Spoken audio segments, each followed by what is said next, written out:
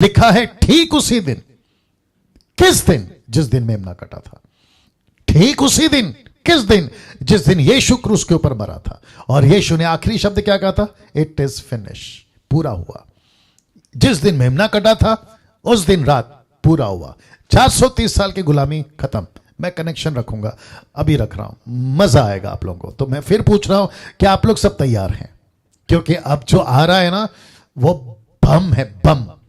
मजा आएगा, एंजॉय कीजिएगा जी। सबसे पहले फोटो देख लीजिए जी, फोटो देख लीजिए। एक तरफ परमेश्वर के लोग और उसका टबरनेकल, दूसरी तरफ कलीसिया, दूसरे शब्द में परमेश्वर के लोग।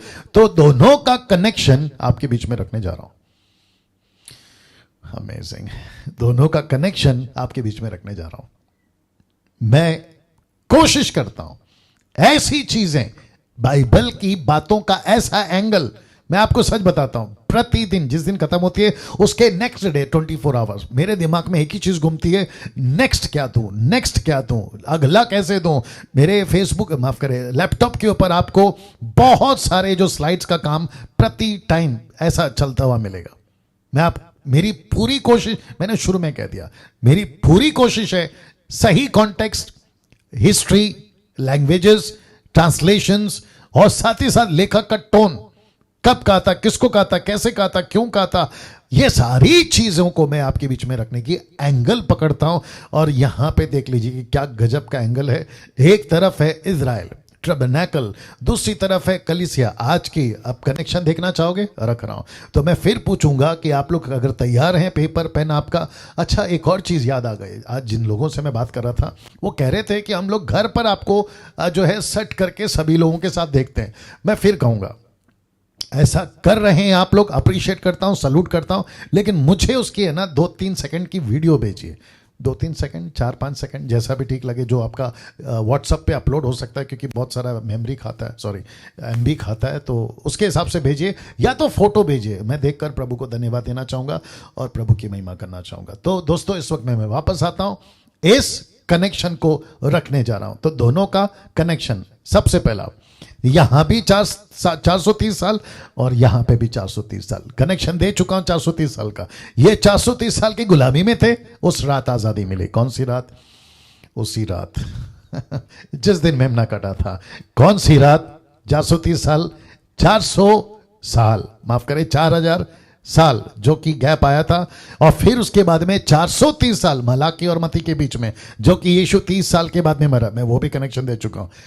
430 साल, 430 साल, यहां पे भी गुलामी, यहां पे भी गुलामी, यहां पे भी राजा शैतान को दर्शाता है। ये भी बंधन में थे, शैतान दर्शाता है राजा की तरफ से, ठीक है ना। तो 430 साल, 430 साल का कनेक्शन ये हो गया। तो इसको एंजॉय करिएगा। अगर कल को सिखाना है तो इस तरीके से सिखाइएगा कि क्या पैटर्न समझते हैं, मॉडल परमेश्वर ने रखा था। जो कुछ यहां घटा है वही घटेगा कलीसियाओं के साथ। मूसा ने लाया व्यवस्था और यीशु ने लाया अनुग्रह।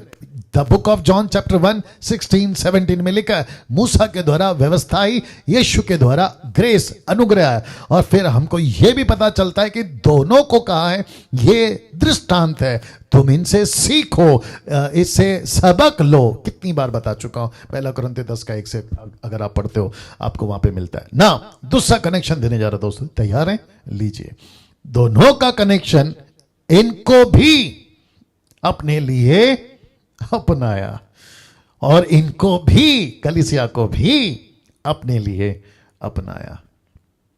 इस्राएलियों को परमेश्वर ने क्या कहा था? ये मेरे हैं, ये मेरी प्रजा है। और वैसे ही परमेश्वर ने इनको भी कहा, कलीसिया को, तू मेरी है, मैंने तुझे चुना है। कहां लिखा है? लीजिए, निर्गमन की किताब उसका 6 का 7 में। और मैं तुमको अपनी प्रजा बनाने के लिए अपना लूंगा और मैं तुम्हारा परमेश्वर ठहरूंगा। तुम जान लोगे कि मैं तुम्हारा परमेश्वर यहोवा हूं, जो तुम्हें मिस्रियों के बोझों के नीचे से निकाल ले आया। और यही कहा पौलुस के द्वारा 1 कुरिन्थियों 6 का 19 और 20 में, तुम अपने नहीं हो क्योंकि धाम देकर मोल लिए गए हो, इसलिए अपनी देह के द्वारा परमेश्वर की महिमा करो। सी दिस, तुम अपने नहीं हो, क्वेश्चन मार्क इसलिए डाला है, तुम अपने नहीं हो। सोचो, तुम अपने नहीं हो। क्या तुम अपने हो? Answer is no. क्या तुम अपने खुद के लिए जीते हो? Answer is no. यही तो पौलुस कह रहा है कि तुम अपने नहीं हो, क्योंकि तुमको दाम देकर मोल लिया। यहां कौन सा दाम चुकाया था? मेमने का लहू। यहां कौन सा दाम चुकाया था? यीशु का लहू। क्या बात है! यहां पे किसका मेमना था? परमेश्वर का, जो आदि से, याद आ गया ना पहले प्रकाशित वाक्य 13:8, आदि से जो वध किया था वो मेमना यहां पे रियलिटी में। इसलिए आज जिससे मैं बात कर रहा था, मैं उनको कह रहा था, यीशु को खुदा मुस्लिम्स इसलिए नहीं मानते क्योंकि वो यकीन नहीं कर पा रहे कि खुदा का बेटा इतनी दर्दनाक मौत कैसे मर सकता है। खुदा का बेटा को ऐसे कैसे मार सकते हैं? अब उनको कौन समझाए कि यीशु मसीह खुद बना वो मेमना मरने के लिए, क्योंकि पाप के प्रति लहू का बहना जरूरी है, क्योंकि लहू ही मानव जाति को पाप से आजाद करेगा। यह परमेश्वर का कॉन्सेप्ट था, सिस्टम था। दूसरा कनेक्शन दे रहा हूं, लीजिएगा। दोनों का कनेक्शन अब जो आ रहा है ना, वो सबसे बड़ा है, इसलिए लिखा है सबसे बड़ा कनेक्शन। जानना चाहोगे? रख रहा हूं, फिर पूछूंगा। क्या आप लोग तैयार हैं? ओके, लीजिए। खमीर नहीं खाना इनको कहा था, कलीसिया को आज क्या कहा है? पाप नहीं करना। इसलिए लिखा है कि सबसे बड़ा कनेक्शन। मैं आपको आज खैर वो सब पहलू नहीं बताऊंगा कि जिस दिन परमेश्वर ने निर्गमन के 12वें अध्याय में, जिस दिन, एक से अगर आप आगे पढ़ोगे, कहता है खमीर तुमसे दूर रहे, खमीर की रोटी कभी नहीं खाना। अगर किसी ने भी खमीर की रोटी खा ली या घर पे खमीर ला दिया, उसको नाश कर दो। किसको? जिसने लाया उसको। वैसे ही परमेश्वर कहता है कलीसिया में पाप नहीं होना चाहिए। मुझे एक छोटा सा एग्जांपल देने की लीड हो रही है, मैं देखता हूं कि क्या करना है, तब तक आप इसको डाइजेस्ट करिए जी। वाह! और साथ ही साथ फिर से बता दूं, जो अभी 755 लोग देख रहे हैं, कि मसीह मंथन का ऐप आ चुका है, एंड्रॉयड ऐप आ चुका है। आप सभी अपने प्ले स्टोर में जाकर मसीह मंथन ऐप डाउनलोड कर सकते हैं, और साथ ही साथ faith book, not Facebook, faith book का भी ऐप अवेलेबल है, और उसमें भी बहुत सारे परमेश्वर के वचन उसमें डाले गए हैं जी। वापस आते हैं। इस वक्त में एक एग्जाम्पल देने की लीड हो रही है, और वो एग्जाम्पल है, आपको याद होगा, पढ़ने की जरूरत नहीं है। यूहन्ना की किताब उसका 5:1 से लेकर 13-14 तक। एक व्यक्ति था जिसको 38 साल से रोग था, उठ नहीं सकता था, चल नहीं सकता था, बीमार था। उसने कहा मैं पानी हिलता नहीं डाल सकता क्योंकि मेरे पास कोई नहीं है। फिर यीशु ने कहा कि ठीक है, तू ठीक होना चाहता है? उसने कहा मैं ठीक होना चाहता हूं। यीशु ने कहा उठ, अपनी खाट उठा, और वो चलने लगा, ठीक हो गया। और फिर उसके बाद में जब लोगों ने पूछा तुझे किसने ठीक किया, वो नहीं बता पाया क्योंकि वो नहीं जानता था। लेकिन जब यीशु की मुलाकात फिर हुई जॉन 5:13 में, यीशु ने उसको कहा देख भाई, तू ठीक तो हो गया, लेकिन मैं चाहता हूं कि तू एक चीज का ख्याल रख। बोला वो क्या? पाप नहीं करना। अगर तूने पाप किया ना, तो फिर से इससे भी भयंकर रोग में आएगा। अब आप सोचिए, यीशु ने 12 साल की लहू बहने वाली औरत को भी यही कहा, बीमारी से बची रहे। यीशु अक्सर ऐसा करते हुए 4 किताबों में पाए जाएंगे, मत्ती, मरकुस, लूका, यूहन्ना। मत्ती में 28 है, मरकुस में 16 है, लूका में 24 है, यूहन्ना में 21 अध्याय। आपको अक्सर पाया जाएगा कि यीशु मसीह ये कहते हुए मिल जाएंगे, पाप नहीं करना, पाप से दूर रहना, बीमारी से बची रहे। ये क्यों? ये सारी बातें। और हम सभी जानते हैं कि लूसीफर की लाख कोशिश थी कि यहां खमीर मिला दूं, और लूसीफर की लाख कोशिश है कि कलीसिया में पाप मिला दूं। अब आप सोचिए लूसीफर कितना स्मार्ट है। अच्छा, कुछ लोग कहते हैं कि लूसीफर की कोई ताकत नहीं है। अच्छा, लूसीफर कुछ नहीं कर सकता। ओके, तो मतलब बाइबल का जो वचन है, फिर हम उसका क्या करें? जहां पे पौलुस कहता है कि हम युक्तियों से अनजान नहीं है, फिर पहला पत्र उसका 5:7 से 8 कहता है कि गरजने वाले शेर की नहीं है। याकूब कहता है शैतान का सामना करो। पौलुस कहता है इफिसियों 6:10 से आगे कहता है कि अपने हथियार को ले लो, क्योंकि तुम एक युद्ध में हो, you are in the battle field, तुम एक लड़ाई में हो। फिर ये वचन क्या है?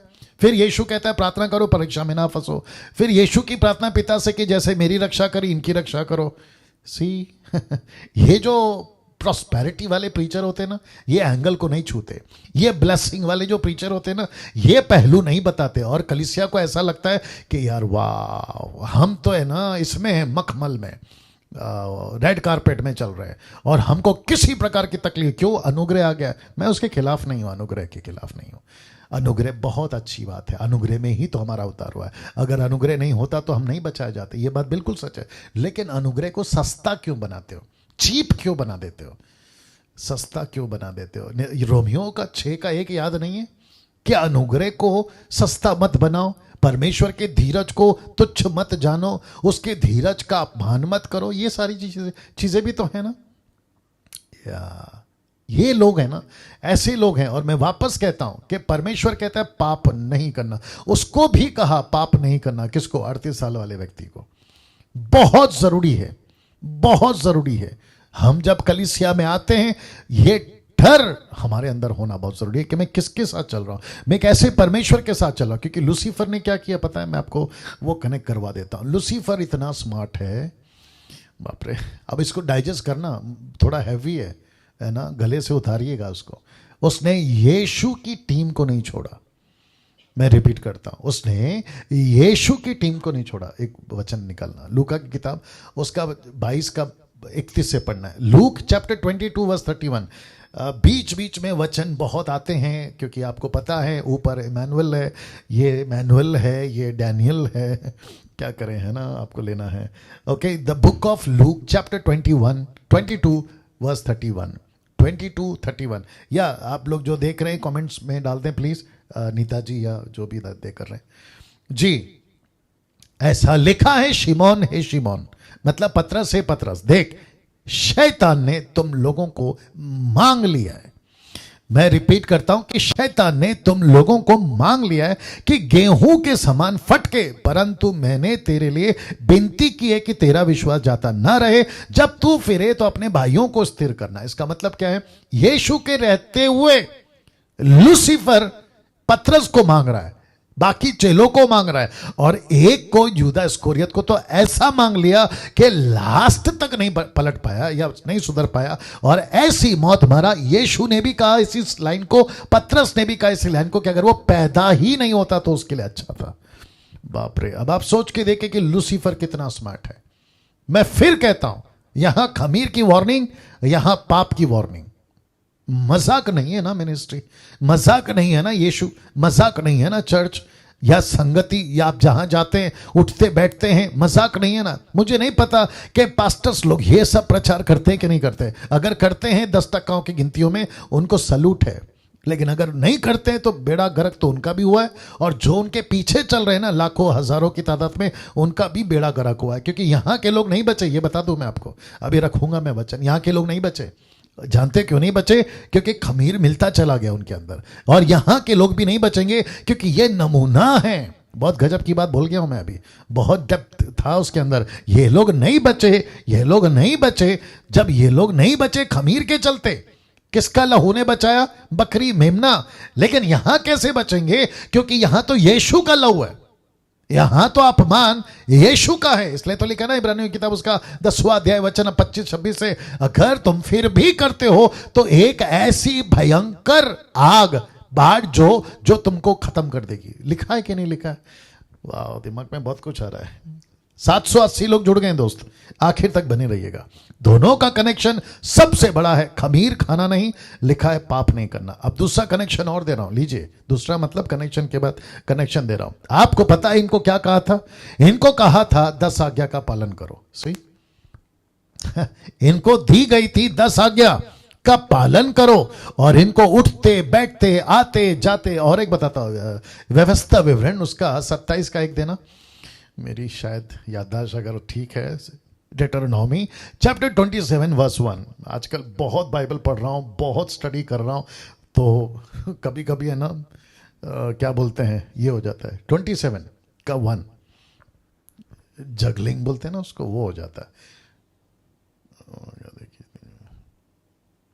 हाँ यही है व्यवस्था विवरण 27 का 1, the book of Deuteronomy chapter 27 verse 1 onwards कहता है कि फिर इजरायलियों के वृद्ध लोगों समेत मूसा ने प्रजा के लोगों को यह आज्ञा दी कि जितनी आज्ञाएं मैं आज तुम्हें सुनाता हूं उन सबको मानना, 10 आज्ञाओं का पालन करना, मानना। वचन 2, और जब तुम यरदन पार होके उस देश में पहुंचो, क्योंकि मूसा नहीं पहुंचा पाया, मूसा नहीं पहुंचा पाया, यहोशू ने पहुंचाया, जो तेरा परमेश्वर यहोवा तुझे देता है, जो यहोवा देता है, तब बड़े बड़े पत्थर खड़े कर लेना और उन पर चूना पोतना, मतलब पेंट मारना, चूना पोतना, और पार होने के बाद उन पर इस व्यवस्था के सारे वचनों को लिखना, इसलिए कि जो देश तेरे पूर्वजों का परमेश्वर यहोवा अपने वचन के अनुसार तुझे देता है, जिसमें दूध और मधु की धाराएं बहती है,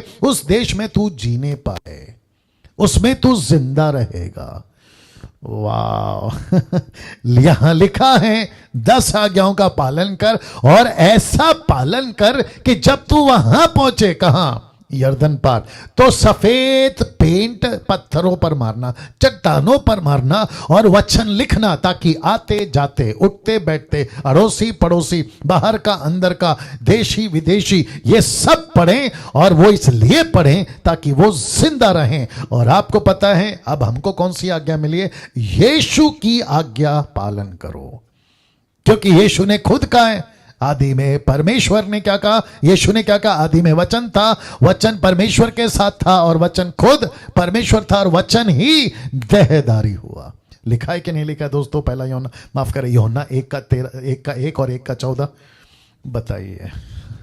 तो यीशु खुद आज्ञा है, तो यीशु की आज्ञा पालन करो। यीशु ने कहा ये ऐसा है, ऐसा ही करो, ऐसा नहीं है ऐसा मत करो। यीशु को नहीं सिखाना, नहीं तो तुम सिखाने के लायक नहीं रहोगे और टिकने के लायक नहीं रहोगे। ये आपको समझना बहुत जरूरी है। तो वापस आते हैं, यीशु की आज्ञा पालन करो। ये कनेक्शन देखिए आप। ओके, नाउ आप इसको देखिए दोस्तों, इसको कहते हैं वार्निंग कनेक्शन, चेतावनी का कनेक्शन, वार्निंग कनेक्शन। क्यों रख रहा हूं लिखा है लास्ट डेस्टिनी प्रॉमिस लैंड। किनका? इनका, इनकी लास्ट डेस्टिनी कहां थी? प्रॉमिस लैंड, मतलब कनान है ना। इनको यहां पहुंचना था। आपको वार्निंग क्यों लिखा है फिर डैनियल भाई? बहुत ध्यान से सुनना, स्क्रिप्चर भी देता हूं, बहुत ध्यान से सुनना। ऐसा लिखा है 1 कुरिन्थियों उसका 10 का 3, 4, 5, ऐसा लिखा है कि ये नहीं पहुंच पाए। इनकी लास्ट डेस्टिनी प्रॉमिस लैंड में ये नहीं पहुंच पाए। दूसरे शब्दों में, इनकी पहली पीढ़ी इसी जंगल में ढेर हो गई। इनकी दूसरी पीढ़ी, मतलब बच्चे, वो पहुंचे अगले जनरेशन।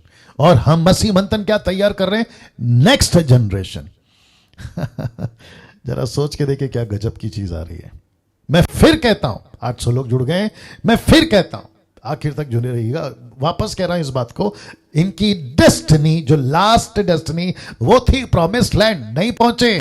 अब इसी को परमेश्वर मुझको और आपको भी एक डेस्टिनी दिया। और वो कौन सी डेस्टिनी है? स्वर्ग।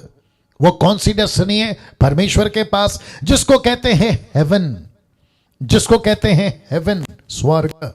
अब वचन देखिए दोस्तों, इब्रानियों की किताब उसका 7 का 3 का 7 से पढ़ रहा हूं, ठीक है ना। मैंने पूरा नहीं डाला है, लेकिन आपके लिए मैं पढ़ रहा हूं। The book of Hebrew chapter 3 verse 7 onwards. देखिए क्या लिखा है, जैसा पवित्र आत्मा कहता है आज, कि यदि आज तुम उसका शब्द सुनो, वचन 8, तो अपने मन को कठोर ना करो, जैसा कि क्रोध दिलाने के समय परीक्षा के दिन जंगल में किया था। वचन 9, जहां तुम्हारे बाप दादाओं ने मुझे जांच कर परखा और 40 वर्ष तक मेरे काम देखे। वचन 10, इस कारण मैं उस समय के लोगों से रूठा रहा, उस समय के लोगों से रूठा रहा और कहा कि इनके मन सदा भटकते रहते हैं, इन्होंने मेरे मार्गों को नहीं पहचाना। वचन 11, तब मैंने क्रोध में आकर शपथ खाई। याद रखो, परमेश्वर ने शपथ खाई गुस्सा में आकर, और यह वाजिब था कि वे मेरे विश्राम में प्रवेश ना करने पाएंगे।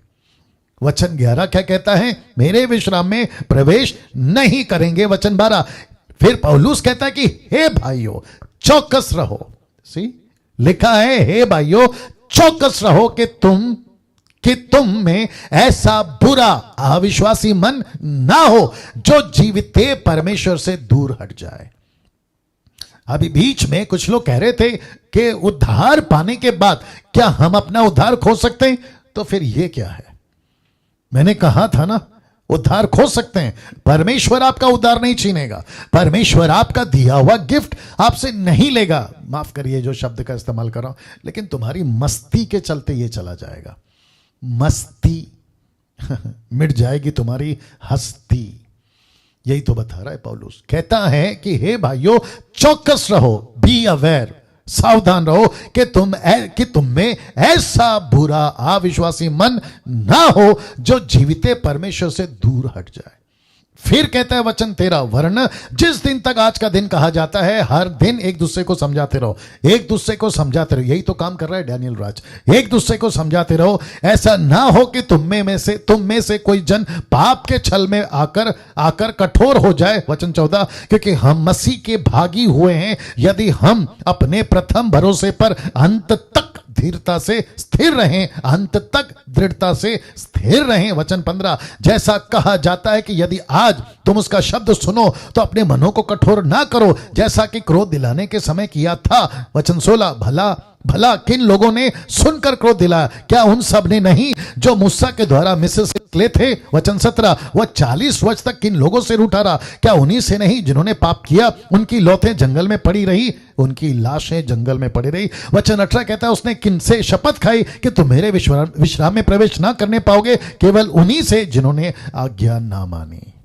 जिन्होंने आज्ञा ना मानी। मैंने क्या कहा था? आज्ञा मानो।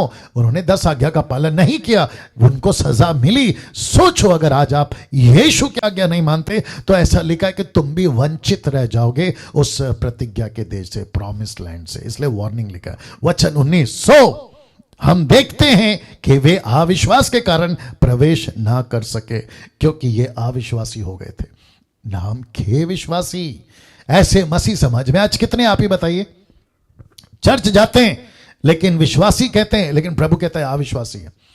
इसको कहते हैं साल में 3 बार, उसको कहते हैं त्योहारी मसीह और इतवारी मसीह।